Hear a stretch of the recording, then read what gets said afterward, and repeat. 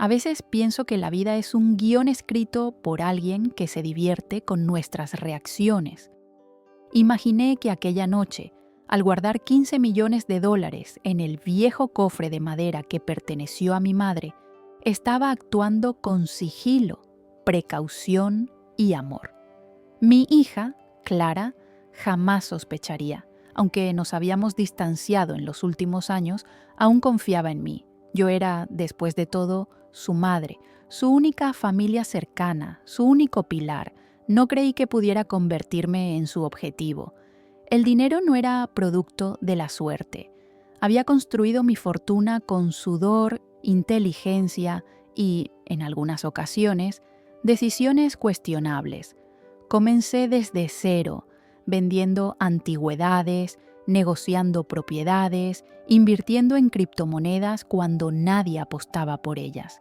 Y terminé con una riqueza sólida, diversificada, oculta en múltiples capas legales.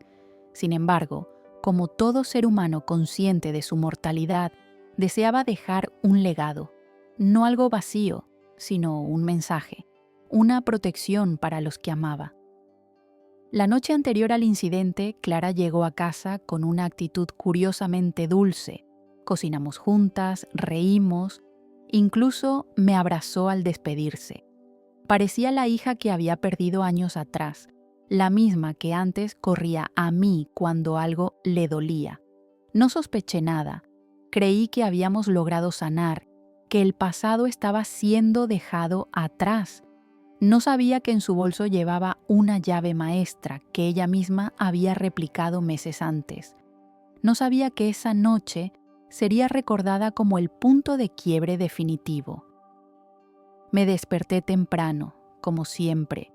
Preparé mi café, encendí la radio, alimenté al gato. Noté que la puerta del ala este estaba abierta. Allí estaba la bóveda y, al fondo, el cofre. Lo sabía en cuanto crucé el umbral. Había sido abierto. Me acerqué sin correr. La tapa estaba entreabierta, los documentos revueltos, los fajos de billetes desaparecidos. No grité, no lloré, no maldije. Sonreí, porque mientras ella se marchaba con el cofre, creyendo que me había vencido, yo activaba el verdadero juego. Fui al despacho, abrí el segundo compartimento del escritorio y tomé el sobre sellado con una cinta negra. En su interior, un poder legal, firmado y notariado, que me devolvía el control total de sus acciones financieras en caso de conducta impropia. El documento fue elaborado por mi abogado semanas antes, en previsión de este mismo acto. Clara lo firmó, irónicamente, como parte de su nuevo negocio conjunto conmigo. Una muestra de confianza mutua, había dicho. Lo que Clara no sabía era que el supuesto negocio conjunto, que la convenció de firmar ese documento legal, era una farsa cuidadosamente montada. Le ofrecí ser socia en un proyecto inmobiliario falso, con documentos reales, pero cláusulas disfrazadas. Confiaba tanto en la letra pequeña que no la leyó. La emoción de tener acceso a mi fortuna la cegó. Al revisar mis dispositivos, confirmé lo que ya sabía. Su huida no fue improvisada. Tomó un vuelo privado esa madrugada, destino Panamá. Desde allí, tenía previsto cambiar de identidad, activar cuentas que creyó secretas y comenzar una nueva vida. Todo eso lo sabía, porque sus propios movimientos estaban registrados en los servidores de seguridad de mi casa. Cada transferencia, cada conversación por mensaje cifrado, cada llamada, fue interceptada por el sistema que instalé hace años para proteger mi herencia. Me senté en mi escritorio con calma, ingresé a la plataforma de gestión de activos, utilicé el documento que ella había firmado como clave para activar el traspaso de fondos. En menos de 2 minutos, los 15 millones volvieron a estar bajo mi control, distribuidos en nuevas cuentas que ella no conocería jamás. En ese momento, Clara aún pensaba que era rica. Se encontraba en una villa de lujo, celebrando con desconocidos sin saber que estaba en bancarrota legal.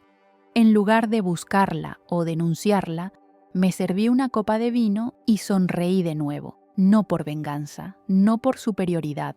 Sonreí porque entendí algo fundamental. La confianza mal colocada es un arma de doble filo, pero cuando se recupera el poder, deja de ser herida para convertirse en lección. Clara desaparecería de mi vida por un tiempo. Lo sabía. Tal vez algún día regresaría, tal vez no. Pero yo ya no era la madre ingenua que colocaba cofres por amor. Era la estratega silenciosa que dejaba trampas de terciopelo, sin necesidad de levantar la voz. Porque el verdadero poder no grita, sonríe. Los días posteriores a la desaparición de Clara fueron extrañamente tranquilos. No hubo llamadas, ni correos, ni rastros en redes sociales. Era como si se hubiera esfumado en el aire, pero yo sabía que estaba viva. El instinto materno es una brújula más precisa que cualquier satélite. Ella estaba probando el mundo con dinero robado, convencida de su victoria. Lo que ignoraba era que cada paso suyo aún era mío, aún jugaba en mi tablero. Contacté con un viejo aliado, Joaquín, un investigador privado retirado que me había ayudado en el pasado a rastrear socios y enemigos financieros. Joaquín no necesitaba instrucciones largas, le bastaron 2 frases para comenzar. Mi hija, cofre, Panamá. En menos de 48 horas tenía fotos, grabaciones y ubicaciones. Clara se hospedaba en un resort de lujo, rodeada de figuras con pasados oscuros, inversores que en realidad eran estafadores, modelos que eran mulas y uno que otro político caído en desgracia. Pero no envié a nadie, no la confronté. Le permití sentirse libre. Era la mejor forma de que se revelara a sí misma. Mientras tanto, en casa comencé a redactar mi testamento definitivo. No para morir, sino para dejarlo todo en orden. Siempre había creído en la claridad después del caos. Cada cláusula fue escrita con precisión quirúrgica. Legados para fundaciones reales, inversiones destinadas a niñas sin acceso a educación, becas para mujeres mayores que quisieran emprender. Nada de oro ni joyas, solo herramientas. El resto, propiedades, acciones, dinero líquido, se colocó bajo una nueva fundación que llevaba mi nombre, pero cuyas reglas prohibían que Clara o cualquier descendiente directo con antecedentes de fraude o deslealtad pudiera acceder a un centavo. No fue un acto de ira, fue justicia estructural.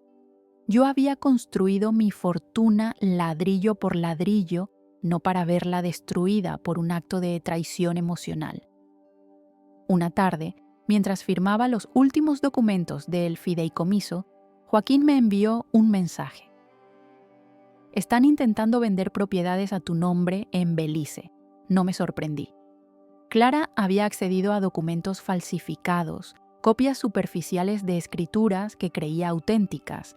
Lo que no sabía es que todos mis bienes estaban resguardados en una red de sociedades anónimas con jurisdicciones cruzadas, gestionadas por una abogada suiza que ni siquiera yo conocía en persona.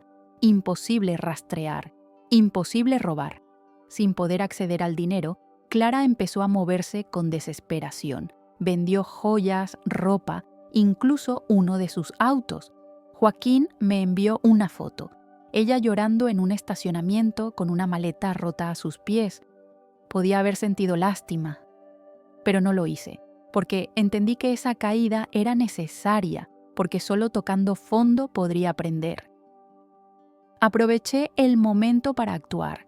Con ayuda de un periodista de investigación, filtré información anónima sobre el resort donde se alojaba Clara, no para hundirla, sino para forzarla a moverse, a romper su red de protección.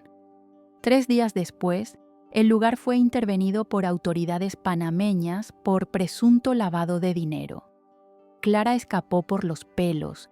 Volvió a aparecer en Ecuador, luego en Colombia, siempre en la periferia, nunca estable. Sus contactos comenzaron a cerrarle puertas. Ya no era la joven heredera poderosa, era una fugitiva sin respaldo. Mientras tanto, mi fundación crecía, en silencio, como una flor en la sombra. Abrimos el primer comedor comunitario en una zona olvidada de mi ciudad natal. Luego, una escuela de oficios para mujeres mayores de 40. Cada una de esas acciones era un ladrillo en mi nuevo legado. Y yo, desde la calma, observaba cómo Clara desaparecía del mapa sin necesidad de perseguirla. Porque el mayor castigo no es la cárcel, es la irrelevancia. 3 meses después de su desaparición, la figura de Clara se convirtió en un fantasma. No solo para mí, sino para todos.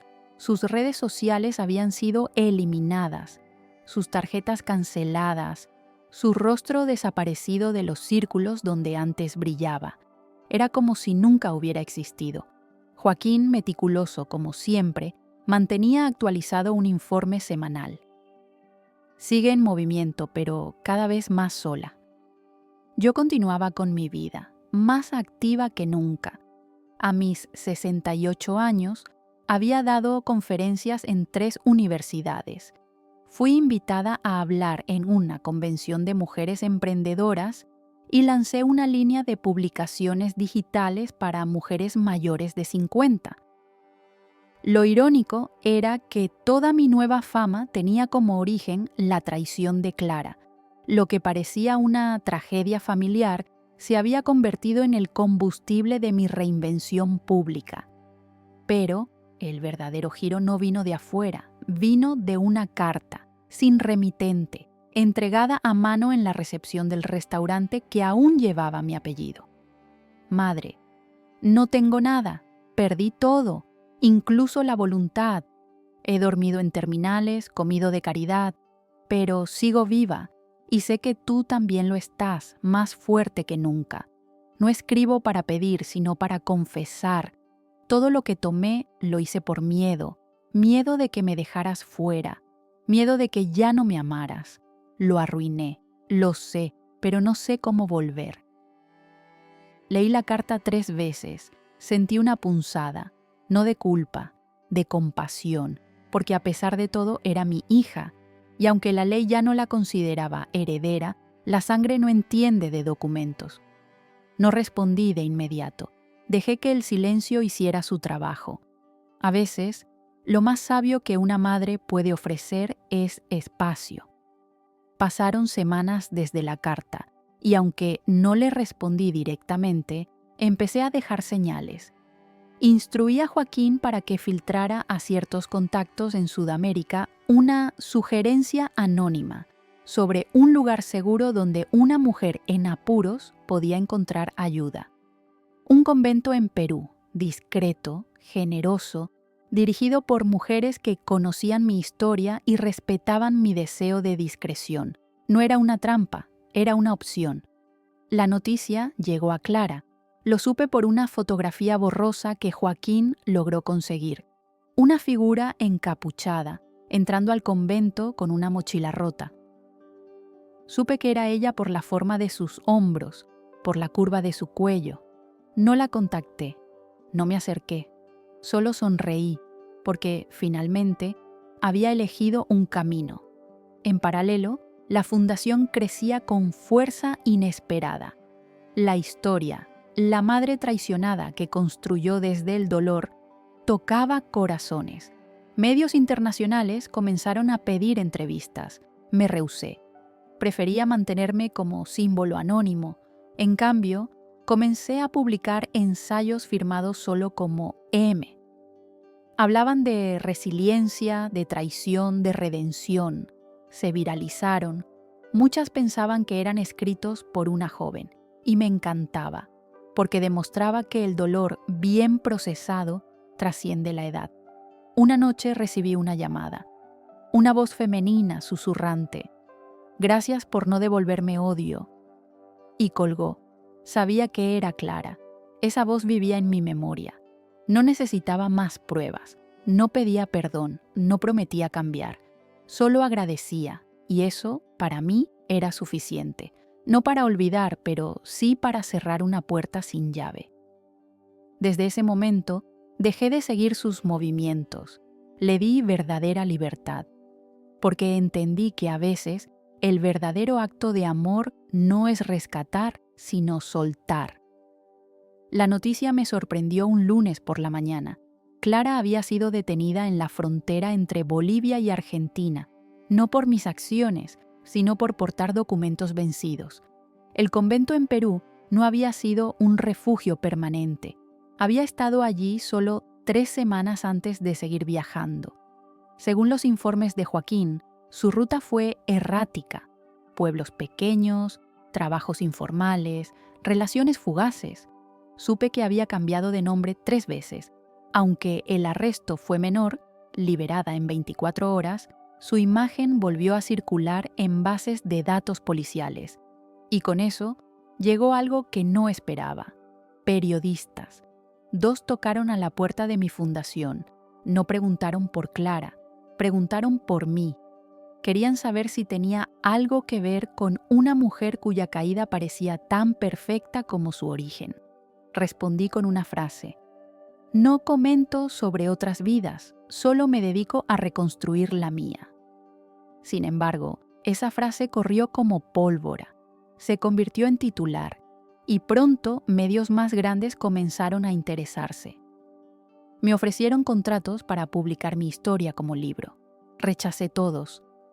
La historia no me pertenecía solo a mí. Involucraba heridas, ausencias, silencios. Y no era mi intención hacer de eso un espectáculo. Decidí, en cambio, lanzar una campaña de becas con el título No soy víctima, soy autora. Era un mensaje velado a Clara. A todas las Claras del mundo, jóvenes que creen que tomar es más fácil que crear. Mujeres que piensan que no tienen opción. La campaña fue un éxito. Cientos de mujeres aplicaron, algunas de ellas con historias peores que la mía, madres abandonadas por sus hijos, abuelas estafadas por sus nietos, mujeres mayores desalojadas por sus propias familias. Al leer cada solicitud entendí que lo mío no era un caso aislado, era parte de una gran red de dolor invisible, y fue entonces cuando ocurrió lo impensado. Un sobre llegó a la fundación, sin remitente, pero con el mismo tipo de papel que Clara solía usar cuando era niña. Dentro había una fotografía. Era una mujer de espaldas, sentada en una banca de piedra frente al mar. A su lado, una niña de unos 3 años la abrazaba con fuerza. En el reverso, una nota. No sé si volveré, pero si algún día lo hago, será contigo, no contra ti. Me tomó varios minutos reaccionar, no por la frase, sino por la imagen.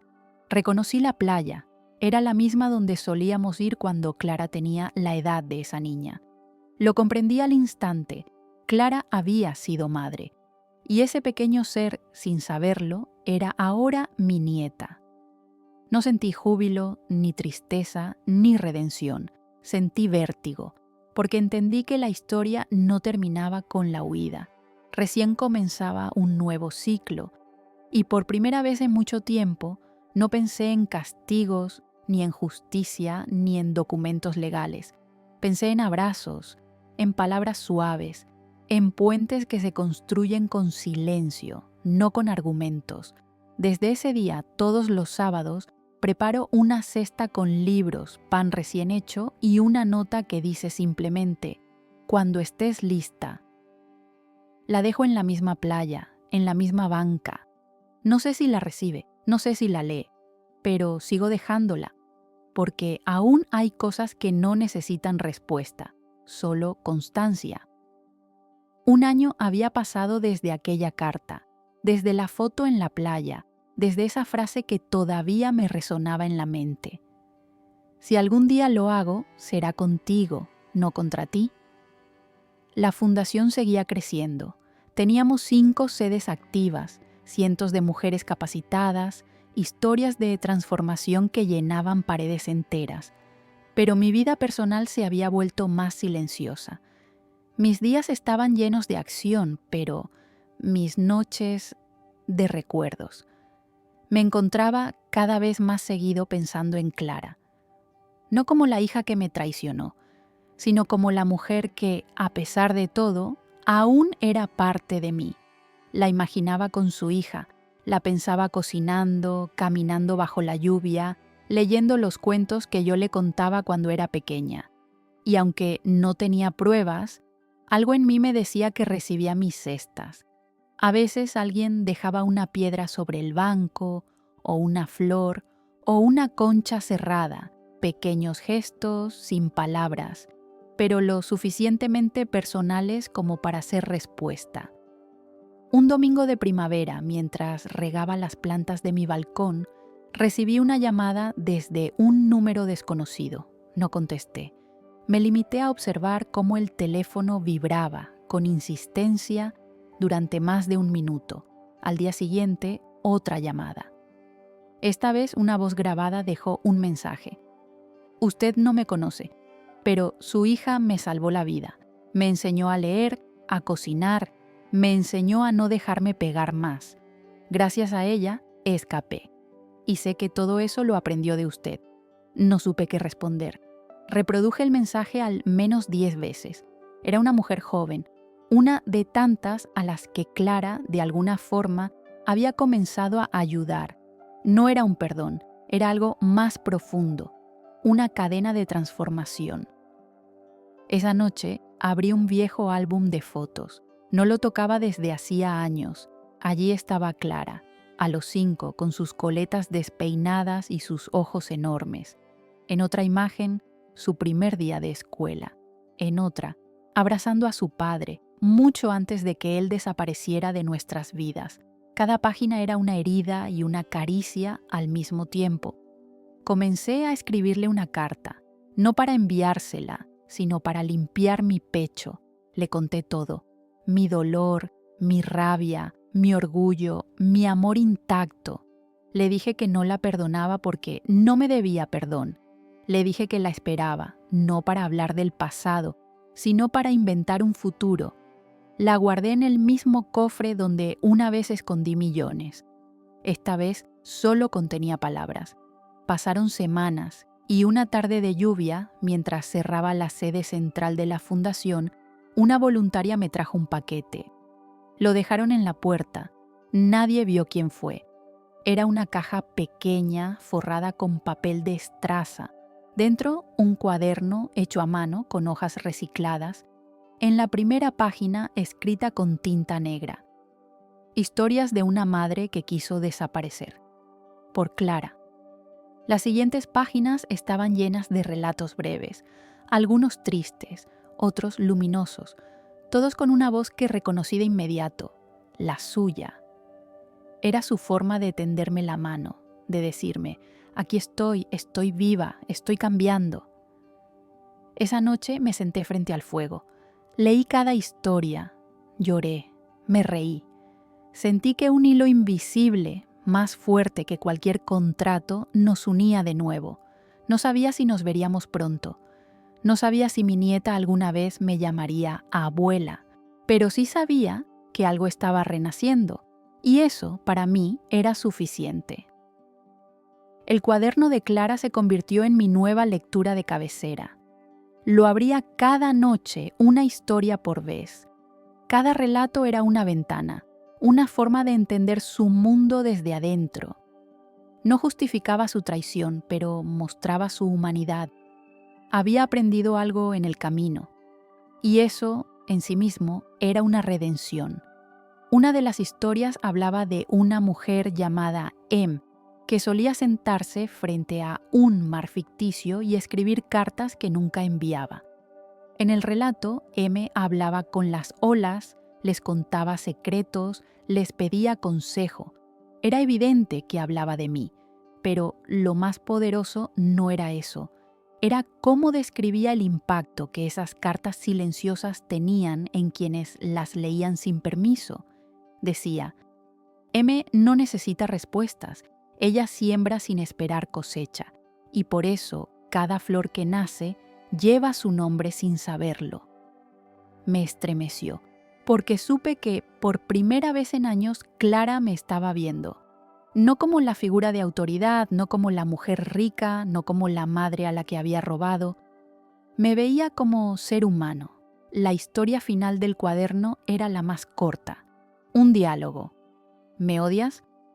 Non ver. ¿Entonces me amas? Todavía. Esa palabra todavía tenía un poder tremendo. Era una puerta entreabierta, una posibilidad, y yo decidí cruzarla. A la mañana siguiente, escribí una carta, una verdadera, con papel grueso, tinta azul y letra firme. Le conté que había leído cada palabra, que la reconocía, que no la excusaba, pero que la entendía, que no buscaba una disculpa, sino una conversación, que estaba lista para verla, no para juzgar, sino para mirarla de frente. Metí la carta en un sobre sin nombre. Fui a la playa donde dejaba las cestas cada sábado. Esta vez no dejé pan ni libros, solo el sobre y una nota adicional. Si decides venir, sabrás cuándo. Pasaron 3 semanas. Comenzaba a resignarme. Pero entonces, una mañana de bruma, mientras caminaba por el paseo marítimo, la vi, sentada en la banca, abrigada, delgada, con el cabello más largo. Tenía en sus brazos a una niña de rizos oscuros, y al verme no se levantó, no corrió, solo me sonrió. Me acerqué lentamente, nos miramos. Durante largos segundos no hubo palabras, solo aire, sal y ojos llenos de historias. Ella se llama Alma, dijo Clara, sin romper la mirada. Me senté a su lado. Toqué la mano de la niña. Era suave, viva, presente. Hola, Alma, dije con voz temblorosa. Soy tu abuela. Clara bajó la cabeza. Las lágrimas comenzaron a rodar. Yo no la abracé, no la toqué. Solo me quedé allí, porque entendí que el amor no siempre necesita gestos dramáticos. A veces basta con no moverse, con sostener el espacio. Pasamos horas sin hablar mucho, mirando el mar, jugando con Alma. Y cuando el sol comenzó a caer, Clara dijo: no quiero volver a vivir contigo, pero quiero que Alma te conozca. Quiero que aprenda quién eres. Asentí. No era una reconciliación, era un reinicio, más honesto, más lento, pero real. Y eso, para mí, valía más que cualquier cofre. La relación con Clara no se reconstruyó de inmediato. Fue un proceso, como tejer con hilos viejos que habían sido maltratados por el tiempo y el resentimiento. Cada encuentro era breve, cuidadoso, medido, pero había algo nuevo, verdad.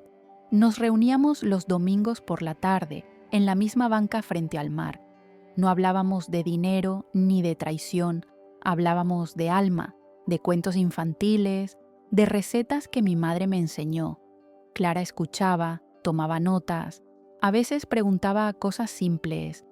¿Cómo supiste que papá ya no iba a volver? O ¿cómo te mantuviste fuerte cuando estuviste sola? Yo respondía como podía, con la misma vulnerabilidad que ella me había ofrecido al enviarme su cuaderno, sin máscaras. Alma era el puente.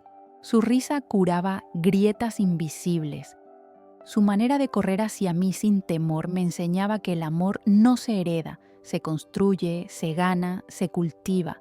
Y lo cultivamos, cada domingo, con paciencia. Un día, Alma trajo un dibujo, un barco con 3 figuras, una grande con cabello blanco, otra con cabello largo y oscuro, y una pequeña con 2 coletas.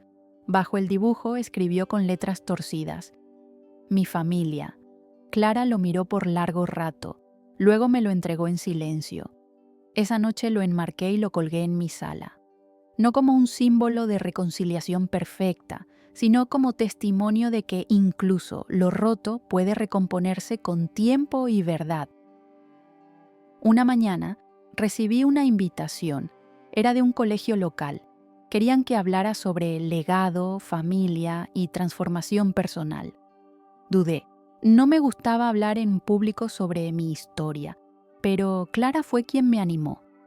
Cuéntales lo que hiciste, no por mí, por ti.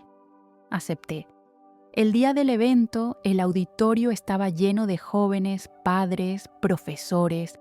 Me senté en el escenario sin discursos preparados, solo con el dibujo de Alma en la mano.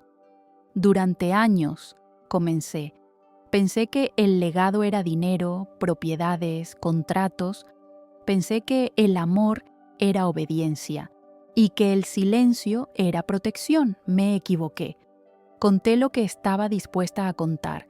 No mencioné el robo, ni los millones, ni los documentos legales, pero sí hablé de la traición como forma de miedo y del perdón como forma de valentía. Lo que heredo ahora, dije al final, no cabe en un cofre. Está hecho de tiempo compartido, de errores reconocidos, de historias tejidas con lágrimas y risas. Mi nieta me llama Abu, no porque se lo ordenaron, sino porque me eligió. El auditorio estalló en aplausos, no por mi elocuencia, sino por la verdad desnuda. Clara estaba al fondo, no subió al escenario, pero al salir me esperaba con Alma en brazos. «Estuvo bien, mamá», dijo. «Estuviste tú». Nos abrazamos. Por primera vez en años, sin peso, solo cuerpo y alma. Y entendí que el verdadero triunfo no era haber recuperado el dinero, era haber recuperado el nosotros. Los domingos se volvieron rituales sagrados. No importaba si llovía o si el viento soplaba con fuerza, Clara, Alma y yo estábamos allí. A veces traíamos pasteles, otras solo cuentos, pero siempre estábamos. Clara comenzó a trabajar como coordinadora en una sede de la fundación. No fue decisión mía, ella lo pidió, con humildad, con ganas de servir, no de figurar. Las primeras semanas fue difícil. Algunas voluntarias la reconocieron, la miraban con desconfianza, pero ella no huyó, se quedó, escuchó, limpió baños, cargó cajas, respondió con hechos, no con discursos. Un día, una de las mujeres mayores se acercó y le dijo: «Al principio pensé que no eras como tu madre, pero ahora sé que sí, solo necesitabas tu camino». Clara me lo contó con los ojos brillantes. Yo no dije nada, solo la abracé. Mientras tanto, la fundación fue invitada a un evento internacional. Querían premiarnos por nuestro impacto comunitario. Me ofrecieron ir a recibir el reconocimiento en persona, pero me negué. «No quiero que me celebren a mí», dije. «Quiero que celebren lo que construimos». Clara fue en mi lugar. Dio un discurso breve. Habló de errores, de aprendizaje, de segundas oportunidades. Dijo una frase que hizo llorar a muchos. «Mi madre no solo me dio la vida, me la devolvió cuando más la había perdido». Volvió del viaje con una caja de madera, dentro una réplica del cofre que alguna vez vació, pero en lugar de billetes ahora contenía cartas, decenas de cartas escritas por mujeres que habían sido tocadas por la fundación, por Clara, por mí. Historias de transformación, agradecimiento, nuevos comienzos. Colocamos el cofre en el centro de la sede principal. Lo llamamos el Archivo de la Esperanza. Y cada vez que una mujer lograba un paso importante, abrir su negocio, dejar una relación violenta, aprender a leer, escribía una carta y la dejaba allí. El dinero que una vez representó traición, ahora se había transformado en algo mucho más valioso: comunidad. Una tarde, Alma me preguntó: «Abu, ¿por qué tú y mamá lloran a veces cuando nadie las ve?». La miré con ternura, porque cuando una historia duele mucho y después sana, las lágrimas son como flores. No entendió del todo, pero sonrió, y yo supe en ese instante que todo el dolor, cada silencio, cada traición había valido la pena, porque nos llevó a este momento, a este banco, a este abrazo. El cofre seguía allí, cerrado, lleno de historias, no de secretos, Y mientras Clara y Alma jugaban en la arena, yo me prometí algo. Nunca más escondería lo valioso, ni en bóvedas, ni en cofres, ni en corazones. Lo que tenía, lo compartiría. Lo que dolía, lo contaría. Porque había descubierto que el verdadero poder no es tener, es transformar. Y con esa certeza me levanté. El mar estaba en calma, y por primera vez yo también.